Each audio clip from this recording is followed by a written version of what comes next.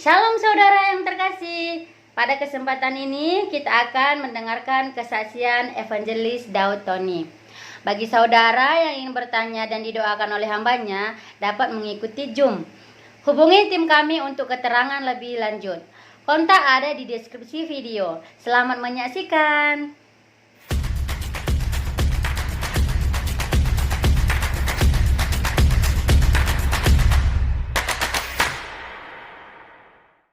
Nah, Shalom, saudara yang kasih dalam Tuhan. Hari ini kita bahas tentang Lucifer, tentang iblis, saudara. Mari kita buka Alkitab kita di dalam kitab Yesaya pasal 14 ayat 12 sampai dengan ke-16. Wah, engkau sudah jatuh dari langit, hai bintang timur putra fajar.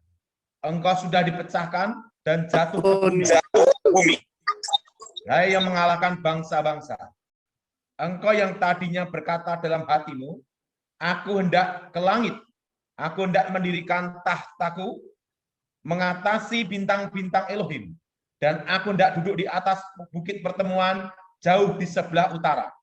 Aku hendak naik mengatasi ketinggian awan-awan, hendak menyamai yang maha tinggi. Sebaliknya, ke dalam dunia orang mati, engkau diturunkan ke tempat yang paling dalam di liang kubur. Orang-orang yang melihat engkau akan mengamati engkau katanya, inikah dia telah membuat bumi gemetar, dan dia telah membuat kerajaan-kerajaan bergoncang.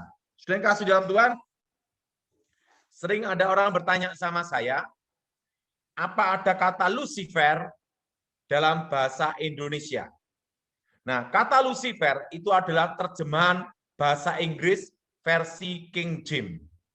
Nah, Lucifer itu oknum atau disebut rajanya para setan, iblis.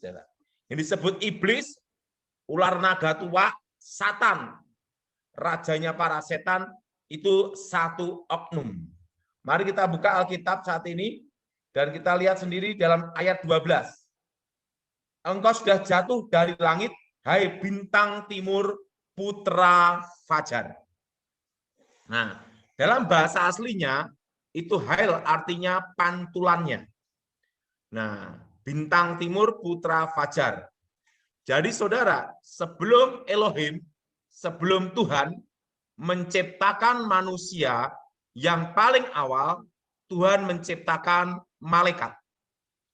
Nah, malaikat yang diciptakan Tuhan itu berlaksa-laksa, beribu-ribu laksa, berpuluh-puluh ribu laksa, berlaksa-laksa. Itu jumlahnya banyak sekali.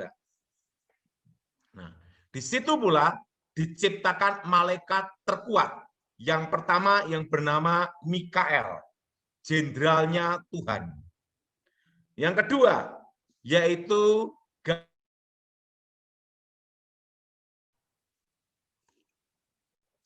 dan yang ketiga, diciptakan malaikat yang ketiga, lebih dahsyat, lebih mulia, melebihi malaikat yang lain. Diciptakan dengan pantulannya, dengan kuasanya. Diciptakan malaikat yang ketiga yang namanya Lucifer. Nah, Lucifer ini diciptakan lebih mulia, melebihi malaikat-malaikat yang lain, membawai sepertiga malaikat Tuhan. Nah, Lucifer ini adalah pemimpin pujian penyembahan. Karena Lucifer dekat dengan Tuhan, secara otomatis tahu banyak rahasia tentang Tuhan. Nah, jadi Lucifer ini tahu banyak rahasia tentang Tuhan. Nah, karena tahu banyak rahasia, Lucifer ingin menjadi Tuhan. Jadi ingat saudara, perlu saudara tahu bahwa seorang guru tidak akan memberikan muridnya 100%, maksimal 75%. Jaga-jaga muridnya murtad, disikat. Lucifer dikira tahu semuanya, padahal tidak. Ada rahasia-rahasia Tuhan tersendiri yang Lucifer tidak tahu. Nah, Lucifer memimpin pemberontakan. terjadilah pertempuran di surga yang berpihak pada Tuhan 2/3. Pemimpinnya adalah Mikael Gabriel yang melawan Tuhan 1/3. Terjadilah pertempuran. Nah, Tuhan Maha Kuasa, Lucifer kalah, dibuang ke bumi. Jadilah iblis. Ingat saudara, jadilah iblis. Jadi yang disebut iblis itu adalah satu oknum, raja para setan. Jelas Lucifer jatuh dalam dosa, jadilah iblis, rajanya para setan.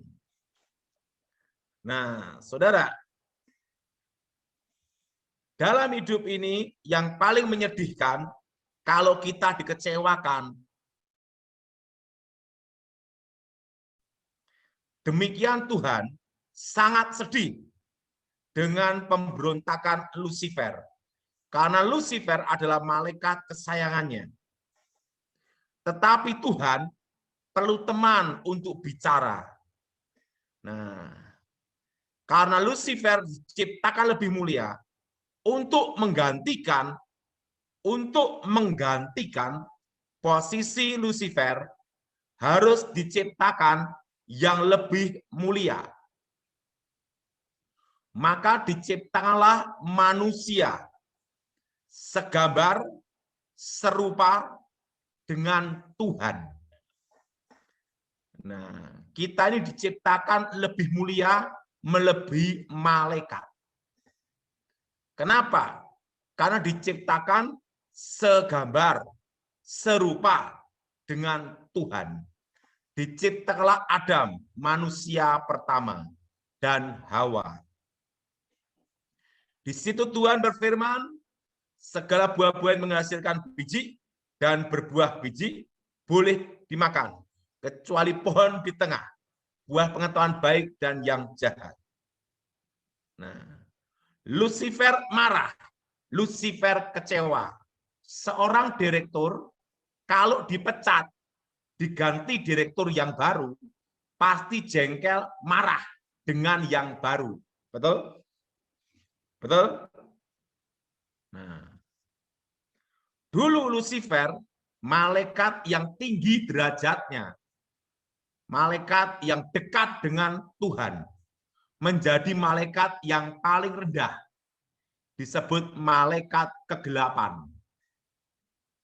Malaikat yang kehilangan kemuliaannya. Dulunya malaikat yang posisinya tinggi menjadi paling rendah. Nah, Lucifer marah. Siapa yang ganti dia? Yang ganti dia adalah manusia.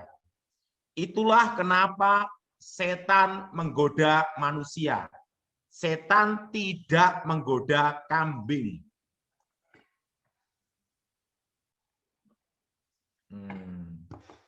Kenapa setan menggoda manusia? Dipecat sama Tuhan, jengkel, marah sama yang ganti, gitu. Maka itulah awal peperangan manusia dan iblis. Nah, dan apa yang terjadi? Di antara semua binatang yang di darat, yang paling cerdik adalah ular. Maka dipakailah ular. Nah, ular temui Hawa dulu. Kalau engkau makan buah itu, engkau akan jadi seperti Allah. Seperti Elohim. Tahu yang baik dan yang jahat. Hawa menemui Adam. Adam dan Hawa jatuh ke dalam dosa. Dosa apa? Ingin menjadi Tuhan, menjadi Elohim. Yang jadi pertanyaan, kenapa manusia diberi kesempatan pengampunan, setan tidak? Nah, suatu kali saya seminar, ampuni setan tidak. Yang tanya manusia ini. Tuhan itu kan adil. Kenapa manusia diampuni, setan tidak? Nah, saudara, dua-duanya ingat, saudara, ingin menjadi Allah, ingin menjadi Elohim. Nah, saudara, Lucifer memberontak melawan Tuhan dari keinginannya sendiri.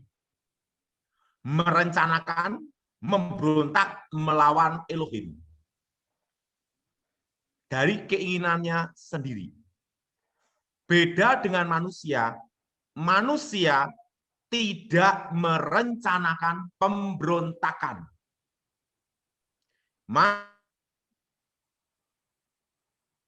Mengkudeta melawan Tuhan. Halo.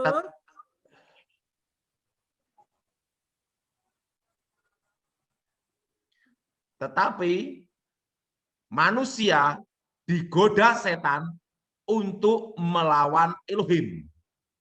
Nah, jadi manusia ini digoda setan melawan Elohim. Nah, kasus pembunuhan berencana. Hukumannya maksimal mati, minimal seumur hidup. Berencana. Pembunuhan tidak berencana. Pembunuhan tidak berencana itu ada namanya keringanan hukuman. Karena apa? Tidak berencana. Tapi ingat, kasus pembunuhannya yang dibunuh mati juga. Apalagi yang bunuh orang gila bebas. Karena apa? Hakim tidak bisa mengadili orang gila. Kalau hakim bisa mengadili orang gila, hakimnya berarti gila. Nah, makanya iblis tidak ada yang dibaptis bertobat. Makanya tidak ada setan masuk Kristen. Nah, setan insaf itu tidak ada. Makanya kalau ada yang berpikir setan nolong manusia, itu salah. Setan tidak ada tujuan menolong manusia. Setan tidak ada tujuan menyelamatkan manusia. Kenapa? Karena setan tahu tidak diampuni. Nah, beda dengan manusia. Manusia ada kesempatan untuk diselamatkan. Kenapa, saudara? Ingat, manusia tidak merencanakan pemberontakan, tetapi digoda iblis untuk melawan Tuhan. Nah, makanya Elohim jadi manusia untuk menyelamatkan manusia. Kenapa tidak diutus malaikat untuk jadi manusia, untuk menyelamatkan manusia? Ingat, manusia diciptakan lebih mulia, melebihi malaikat. Bahkan di dalam firman Tuhan, nanti malaikat-malaikat Tuhan melayani orang-orang percaya yang sudah ditebus. Amin. Nah, kenapa Elohim jadi manusia? Ingat, tidak ada yang lebih mulia melebihi manusia kecuali Tuhan sendiri. Kecuali Elohim sendiri. Makanya untuk menebus harus yang lebih mulia. Nah, tidak ada yang lebih mulia melebihi manusia kecuali Elohim sendiri. Makanya Elohim jadi manusia untuk menyelamatkan manusia. Kenapa? Karena manusia masih ada kesempatan untuk diselamatkan. Dengan apa?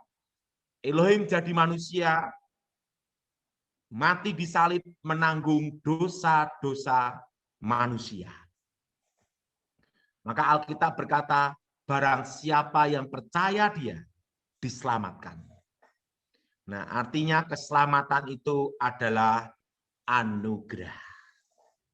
Amin. Amin. Karena itulah kenapa Tuhan jadi manusia. Karena tidak ada yang lebih mulia, lebih manusia, kecuali Tuhan sendiri. Kedua,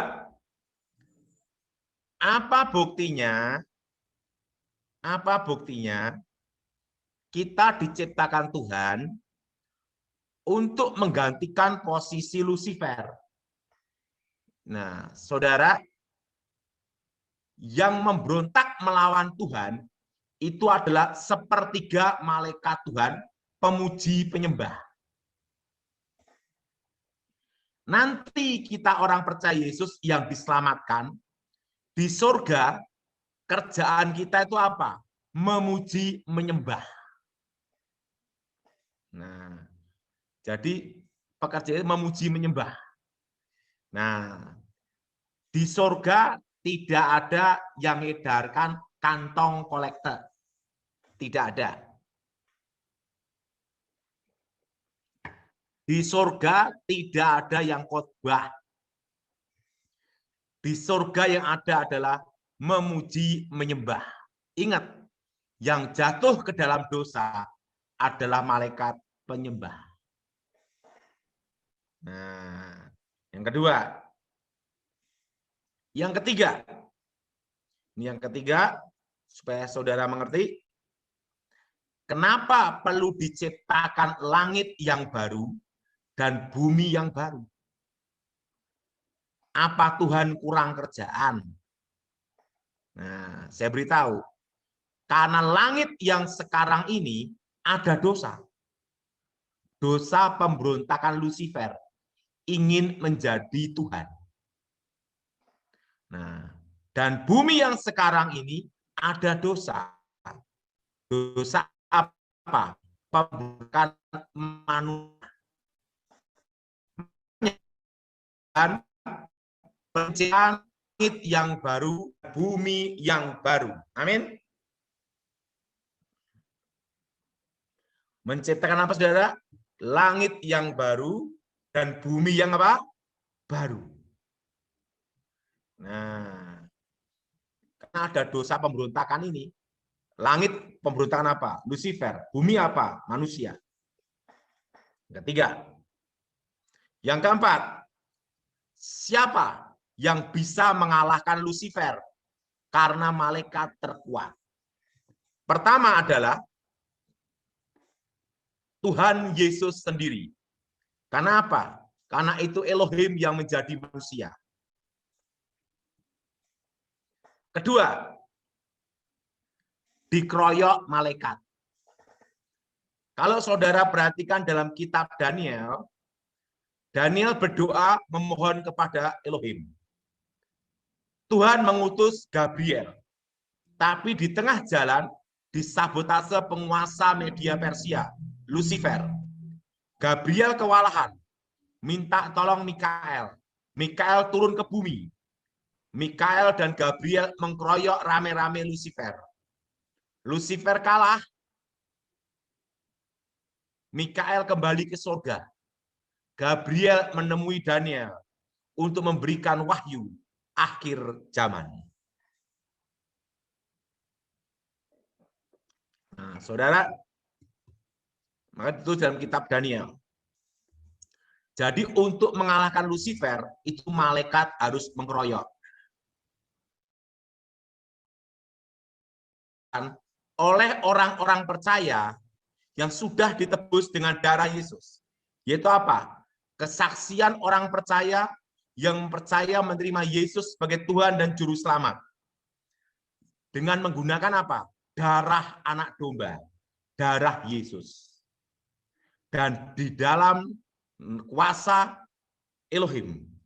Demi nama Yesus Kristus. Jadi saudara tidak perlu takut dan khawatir untuk mengalahkan Lucifer. Karena kita orang percaya diberi kuasa mengalahkan iblis demi nama Tuhan Yesus. Terima kasih ya sudah mendengarkan video ini sampai selesai. Jika ada pendapat, silahkan isi di kolom komentar. Jika saudara diberkati dengan program ini, please jangan lupa subscribe, like, dan share, dan klik loncengnya ya. Tuhan memberkati kita semua. Amin.